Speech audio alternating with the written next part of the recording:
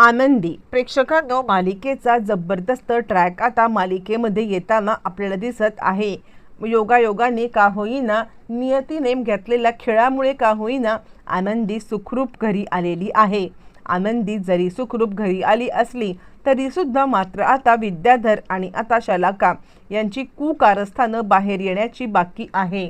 आणि या सगळ्यामध्ये यांची कुकारस्थानं बाहेर येण्यासाठी मात्र आता इकडे असे काहीतरी पुरावे समोर आलेले आहेत की त्यानंतर इकडे आता स्वतः आता विद्याधरने म्हणजे जे कागदपत्र मात्र आता पृथ्वी जमा करणार आहे त्यामध्ये मात्र त्यालाच अडकवण्याचा घाणेरडा डाव रचलाय.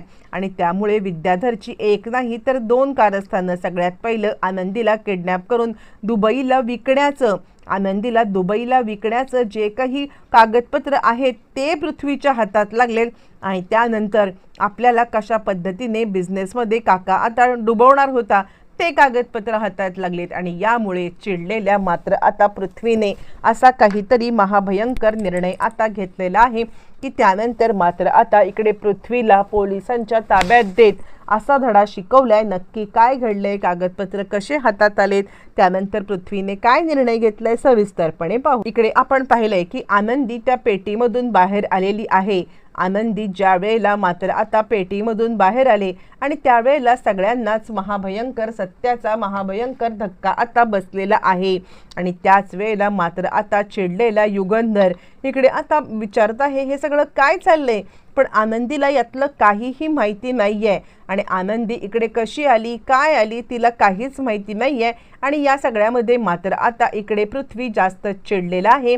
आणि पृथ्वी आता सांगायला लागतोय काय चाललंय हे मिस्टर युगंधर, म्हणजे आता तुमचं या सगळ्यामध्ये लक्ष कुठे आहे, ही मुलगी इथे कशी काय आली. आणि यावरती युगंधर सांगायला लागतो 1 मिनिट पृथ्वी, याची मला काही कल्पनाच नाहीये, काय घडलंय कसं घडलंय हा आता प्रकार मलाच माहिती नाहीये, तर तुला काय सांगू मी. यावरती पृथ्वी म्हणतो तुम्ही आता फक्त नाटक करत आहात, तुम्हाला सगळं माहिती आहे. आणि त्यावरती आनंदी सांगायला लागते 1 मिनिट पृथ्वी, मी सांगते काय आहे ते, असं म्हणत आनंदी मात्र आता सगळी गोष्ट सांगायला लागते.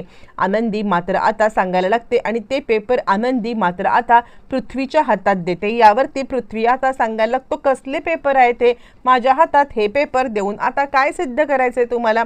आणि त्यावरती मात्र आता लगेचच इकडे सांगायला लागतो तो म्हणजे पृथ्वी की हे बघा या पेपरमध्ये काय आहे.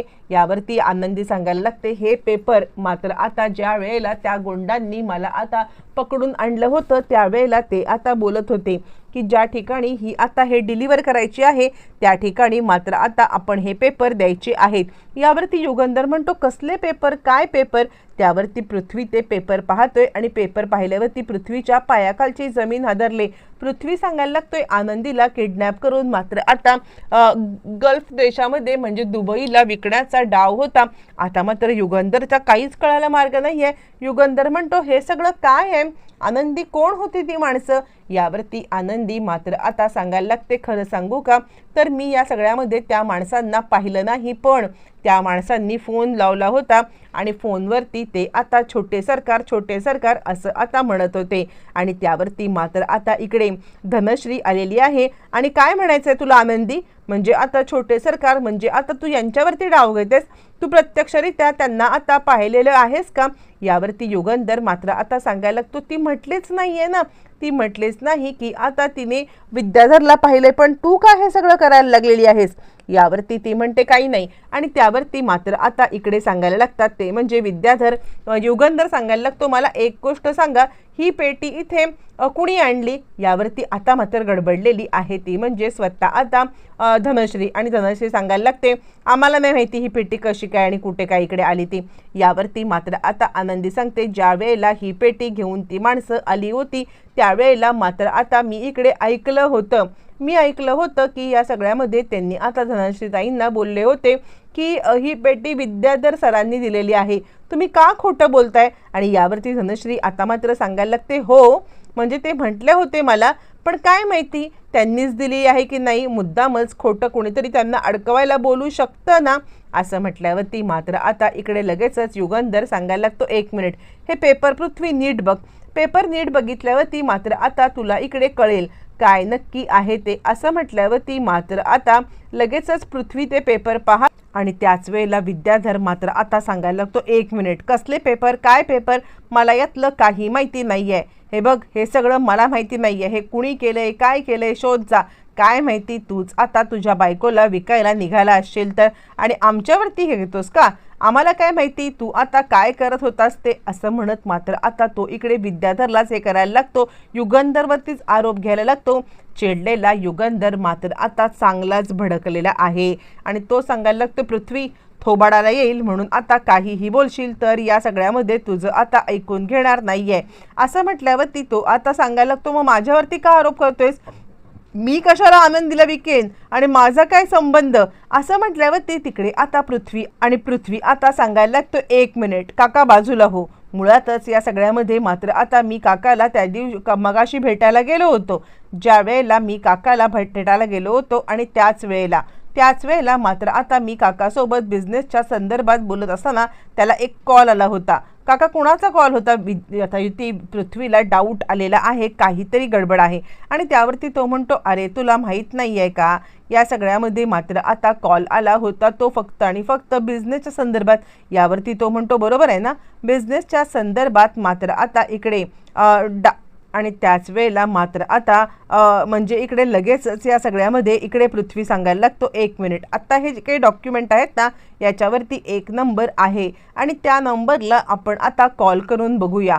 त्या नंबरला कॉल केल्यावरती कदाचित मात्र आता आपल्याला या सगळ्यामध्ये समजेल की खरं काय खोटं काय. आता विद्याधर गडबडलाय आणि आता त्याच वेळेला पृथ्वीने त्या आता नंबरवरती कॉल लावलेला आहे.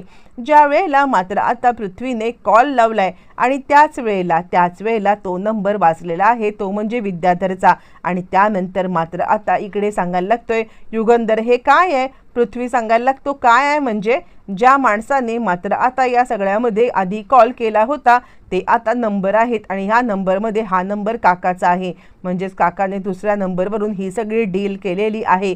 एका झटक्यात एका पाठोपाठ एक आता सगळ्या गोष्टी क्लिअर झाल्यात. आणि त्यानंतर युगंधर इतका चिडलाय, म्हणजे आता विद्याधर, तू या घरामध्ये आनंदीचा राग करतोस माहिती आहे, पण आता तिला विकायला लागण्यापर्यंत तू हे सगळं करशील असं खरंच वाटलं नव्हतं. असं म्हणत तो आता इकडे चांगलंच त्याचं थोबाड फोडत आहे.